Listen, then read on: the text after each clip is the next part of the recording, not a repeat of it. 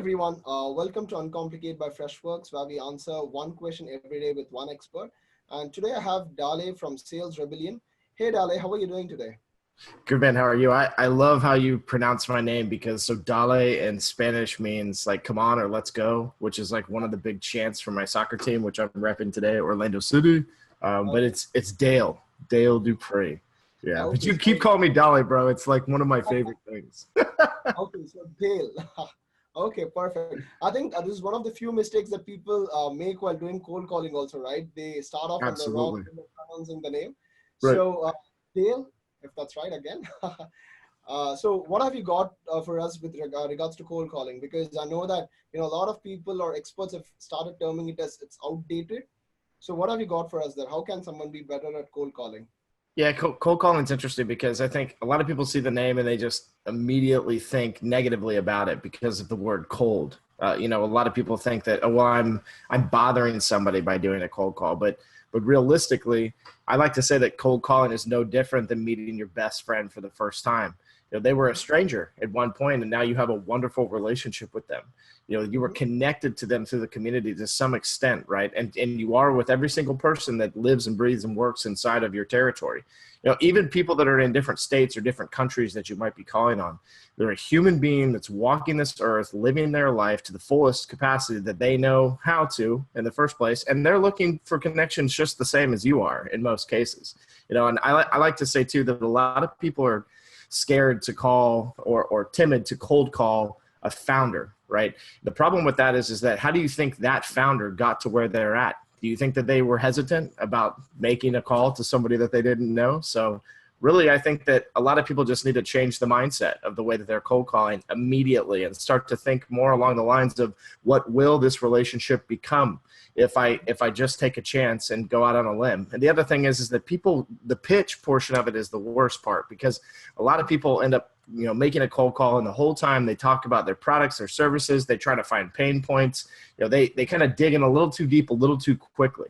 Right? You need to nurture the cold call. You need to, when you call somebody for the first time, you need to recognize that it is a little awkward, it is a little strange, and that this person, yeah, they have a job that they're doing on a daily basis, and you're not a part of that cadence, right? Your cold call doesn't fit into their schedule. And so using the simple examples of curiosity, pulling, from the psychological standpoint of, just the basic human interaction side. I'm just going to interrupt you there for a second, Dale. So if you could just give a specific example, right? Because I understand that curiosity is going to drive. And so if you could just give a small example of how you would do it, because I've seen plenty of your LinkedIn posts talk about it. So.